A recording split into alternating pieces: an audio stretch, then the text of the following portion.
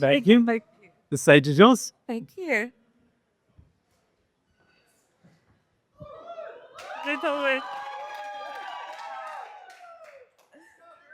Picture this. I was wearing my black leggings and my baggy grey hoodie. He was wearing his bright blue jumpsuit. I stepped into the care home and I saw his big eyes light up. Hello, my baby. Dementia may have changed his mind, but it never changed his heart. That was the last time I got to hear the sound of my dad's laugh. It was the last time I got to share a slice of his favorite cake. And it was the last time I got to feel the warmth of his arms wrapped around me and heard him say, I love you. Watching my dad's loss led me to many of my firsts. It was the first time I wrote a book, something I was terrified of doing for years. It was the first time I said yes to myself and no to the naysayers who made me feel wrong for not following the good Indian girl path. It was the first time any woman in my lineage had the freedom, the courage, and the choice to pack up her life into a suitcase and move to the other side of the world by herself to follow the whispers of her heart.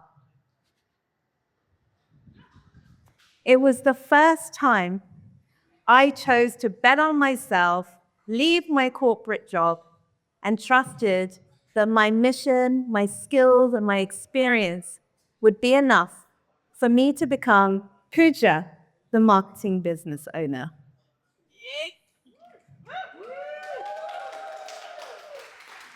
It was the first time I fell asleep with geckos crawling across my walls, a frog interrupting my sacred shower time, and I stood in a room full of complete strangers and screamed and shaked and danced with full permission to release decades of being silenced. It was the first time I flew on a 24-hour plane ride, crying next to someone I just met after finding out that my dad had passed away. It was the first time I felt like a lost little girl drowning in the middle of the ocean with no lifeboat in the form of my dad to come and save me, questioning who I was and how I would go on without him.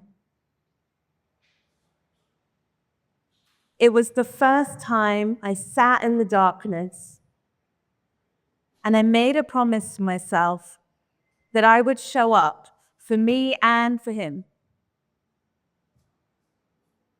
According to a study conducted by Cornell University, the biggest regret people have at the end of their lives isn't the mistakes they made.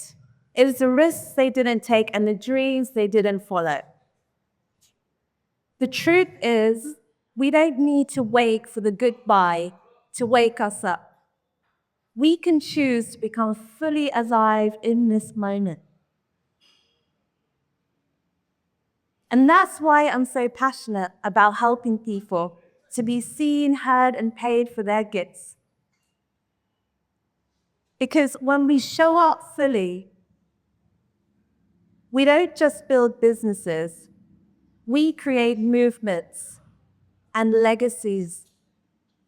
Sometimes our scariest choices lead us to our highest calling. So I invite you now to close your eyes, take a deep breath in, place your hand on your heart,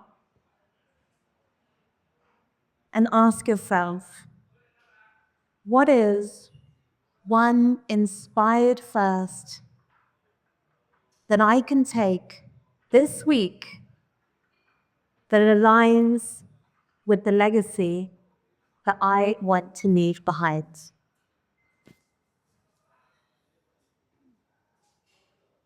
And when you're ready, open your eyes. Thanks, everyone.